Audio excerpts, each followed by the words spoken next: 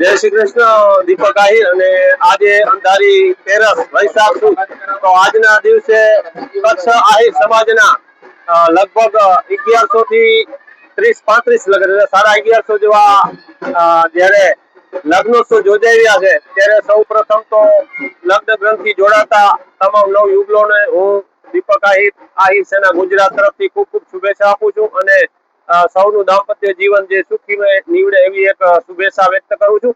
અને ખાસ કરીને વાત કરવામાં આવે કચ્છ આહિર સમાજની, તો સમૂહમાં લગ્ન થાય છે, એટલે ખાસ કરીને જે પરંપરાગત આપણા જે ટ્રેડિશનલ ડ્રેસ હોય અને ખાસ કરીને સમૂહમાં ભોજન પણ કરવામાં આવે છે, અને જેનાથી ભોજનનું બગાડ પણ અટકે છે અને જે ખોટા ખર્ચા છે તેને પણ તિલાંજલિ આપવામાં આવે છે.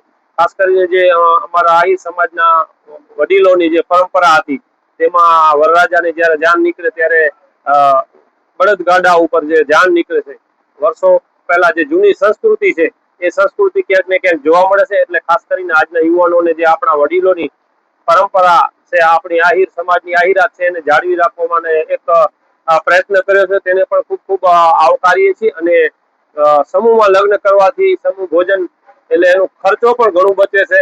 આપણે જોતા હોઈએ છીએ કે એક યાનમાં ઘણા બધા વાહનો હોય, તો આપણો સમૂહ હોય એટલે એનું ખર્ચો પણ ઘણો બધો બચે છે. એટલે સમાજે એક અન્ય સમાજોને પણ એક નવી રાહ કીધી છે. ત્યારે આજે કચ્છ પ્રાથરી આહિર સમાજ દ્વારા અંદાજિત 1150 જેવા લગ્નોત્સવ યોજાઈ રહ્યા છે. ત્યારે ફરી એકવાર આપના મીડિયાના માધ્યમથી સૌ લગ્ન જીવન આજે જે યોજાઈ રહ્યા છે, દાંપત્ય જીવનમાં પગલા માંડી રહ્યા છે, તે સૌને આહિર સેના ગુજરાત તરફથી અને આહિર સમાજ તરફથી ખૂબ ખૂબ અભિનંદન આપી છે, શુભેચ્છા આપી. જય શ્રી કૃષ્ણ. હા ભાઈ, તો સૌથી પહેલા સૌને જય શ્રી કૃષ્ણ. આજે અમારા પ્રાથરિયા આહિર સમાજ માટે ખૂબ સારામાં સારો દિવસ છે. અમારા વડીલો જે કરી ગયા છે, મુહૂર્ત નહીં જોવાનું અને મુહૂર્ત વગર પણ અમે લગ્ન કરીએ છીએ અને અમે 100% સફળ થઈએ છીએ. અમારા ડોશીમાં કોક કહી ગયા છે કે અંધારી તેરસના જે લગ્ન થશે એ 100% સફળ થશે. અને અમારી જે લાખાપર વહી છે એની અંદર 73 લગ્ન છે, 37 માંડવા છે અને 37 જાનું છે, 38 જાનું છે.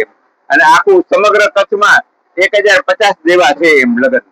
જે વડીલો કરી ગયા છે એ પાછી નવી પેઢી છે એમાં જવા માંગે છે, કારણ કે બળદગાડા છે એ બહુ સારામાં સારી વસ્તુ છે.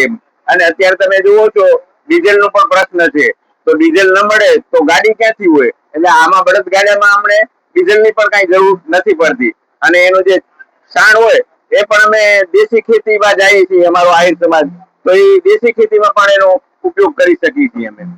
અમારા વડીલો જે છે વયના ઘણા બધા પ્રયત્નો કરે છે, એમાં જે સુધારા વધારા કરતા જઈએ છીએ એ સારું છે. એક તો અમને બહુ એ સારું લાગ્યું કે ધારો કે લોણવા ગામની અંદર આજે 6 લગ્ન છે, તો 6 નું જમણવાર એક જ સમાજવાડીમાં હોય છે.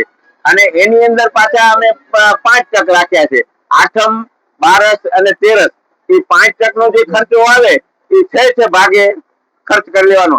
અને બીજું જે આવતલ મહેમાનો છે એને પણ બહુ સારું હોય છે, કારણ કે એક જ દિવસની અંદર એક જ જગ્યાએ બધા મળી જાય છે, બધાને સંતોષ મળે છે. આવી અને આહિર સમાજ એવો સમાજ છે કે જ્યાં 45 ડિગ્રીની અંદર લગ્ન કરે અને મહેનત કરે છે, અને કૃષ્ણ ભગવાનની દયાથી કોઈ પણ બીમાર પણ નથી પડતું એમ. आर्य कन्या गुरुकुल करीब 90 एकड़ में फैले इस विशाल परिसर में कक्षा 5 से लेकर 12 तक निवासी शिक्षा के अवसर उपलब्ध है।